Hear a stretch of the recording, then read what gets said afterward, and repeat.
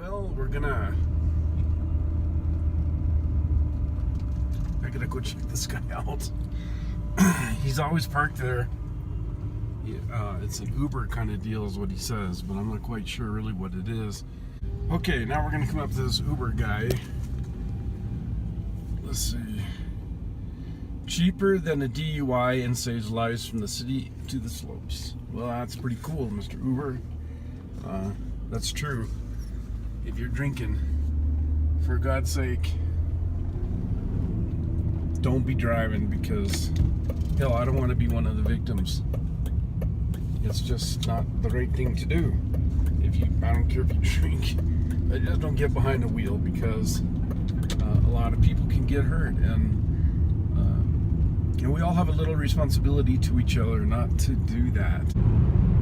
What we're looking for I hope from the next generation is a lot more wisdom than we had from this generation, from my generation.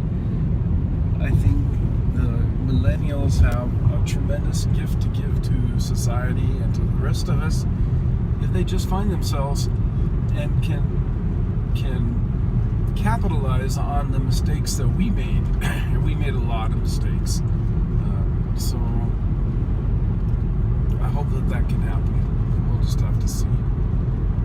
Here, spectacular mountains. Sorry for the dirty window. This is just right up there. It's where the fire was, within just a few miles of Breckenridge, and they had us all on 2-hour evacuation notices. They were getting ready to make us leave because they thought the whole town was going to burn down.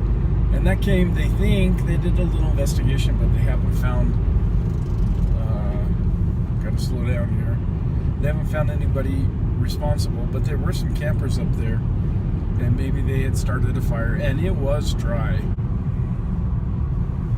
We're coming back to these roundabouts, and the thing you gotta be careful of here is for the police, because they wait on the other side of the roundabout, and the speed limit through the roundabout, oops, I can see flashing lights down here.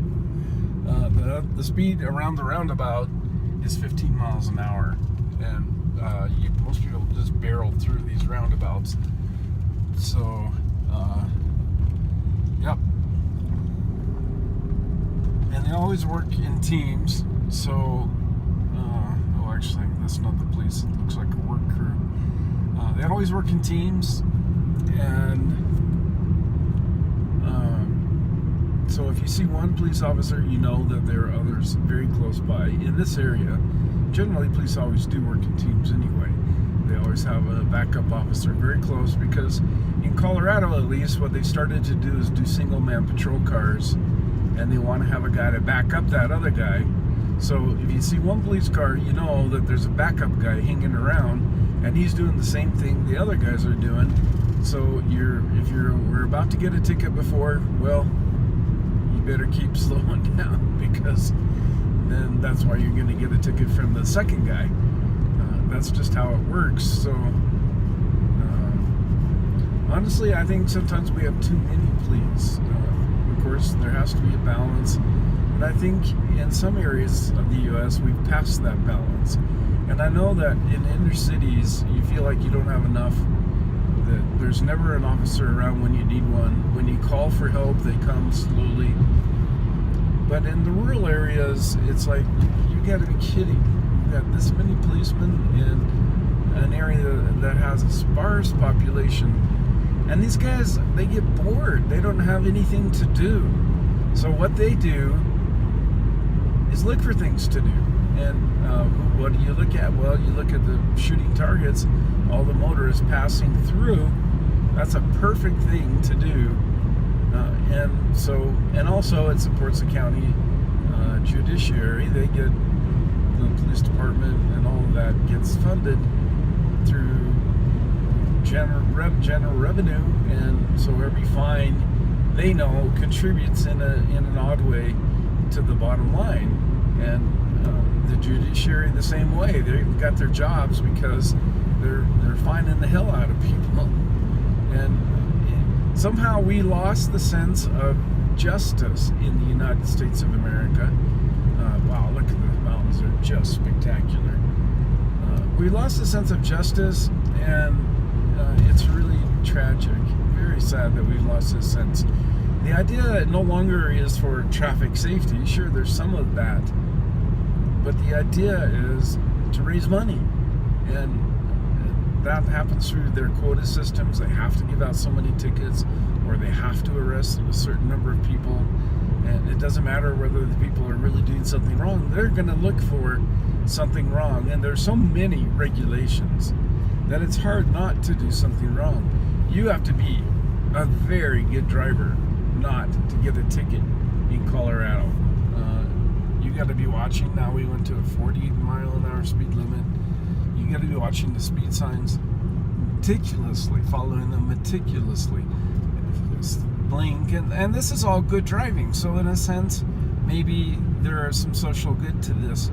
But I just think that it's a wrong thing when police departments are looking for reasons to give tickets and arrest people instead of helping them. The State Patrol used to be an organization that helped motorists, and then it turned into this, and it's just very, very unfortunate. Now they just changed this. This was very different just 2 days ago. They put up these new things. They moved the road. The road used to run along the lake, which I'll show you. And they literally moved the road, and I'm not quite sure why. But that just tells you they got to have a lot of money, because it was a perfectly good road, and now this is going to be a beautiful road too, but it won't be by the lake, and that's unfortunate. The lake view was just spectacular, and always made you just feel really cool to be able to ride by this big mountain alpine lake. So here's a new road, and to some extent it's going to be 4-lane. That's all they need is 4 lanes into Breckenridge, which is 1 lane each way. So 2 lanes, and that, you just wonder, what are you guys doing? You're going to bring everybody to a point in which traffic is just going to stop. There'll be a traffic jam during tourist season you won't believe, because it all funnels from 4 lanes to 2 lanes. Wow, more mountains, just spectacular. Well, the reason for my trip today is I have severe pain in my left arm. It's been going on for about 12 weeks or more. I get a cramp when I lift my arm, and sometimes it's an excruciating cramp. So I'm going to go to the medical center today, and they're going to x-ray my arm. And I don't know, I might be too late today, and I'll have to go back tomorrow. We'll see. But if I'm not too late, that's what we're going to do today. And then I'm kind of done for the day. Then I can go back and relax. I just love where I am right now, but unfortunately, it's getting to be so expensive that I'm not going to be able to continue to support it. Now you come to this big fast left, and I've got to figure out how to do this without, it looks pretty good. Not too much traffic today. We have a phenomenal medical center up here, and I mean, it's phenomenal. Sorry for the shaking camera. I'm going to work on a device that would fix that little by little. I've just started this blogging thing, and it was hard to decide just to do it, just to let people into my life. But once you do it, then you start having to acquire the equipment to do it better. And my intention is to do it really well. So if I continue, I want to do it really well. So this is a medical center. There's a hospital here. Oh, my arm, boy, that hurt. Just to move the wheel, that hurt.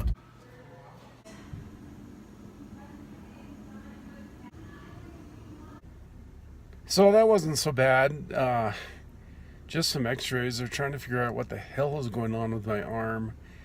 And they really think it's something to do with my neck. But that brings up the whole topic of you better enjoy it now while you can, and kind of why I'm thinking about maybe moving out of my land-based apartment and kind of going on the road, or at least living in an RV. It's an adventure, first of all, something I haven't done really too much of. And so I think it would be kind of exciting, at least at first. Later, maybe not so exciting. I think it can get awful boring. And some of the people who've done it seem to think that it's a little boring. But others really enjoy it. And I think it's really depending on your personality. If you're willing to put up with the hassles that kind of lifestyle requires. But anyway, the point is, bad things can happen to any one of us, and at any time. And young people don't usually think about these things. They think they're immortal and nothing bad will ever happen. The truth is that at any moment in our lives, everything could change. And so the point is, let's get the most out of life while we can, and that's kind of what I'm after. That's what I'm trying to do. So I'll show you a little bit more of the area, and then we'll wrap it up. So thank you for watching. I really appreciate all the support I've been getting on my webpage and some from YouTube. I know it's a process to kind of get the word out, but it's really something to be able to connect to people that I've never met. I think it's really cool that people who I've never met take an interest in me and my life, and I'm kind of interested in them too. It's interesting to learn about other people's lives and how they live them. So my name's Tim Painter, and we'll see you. I'll show you a little bit more around, and then we'll see you. Bye.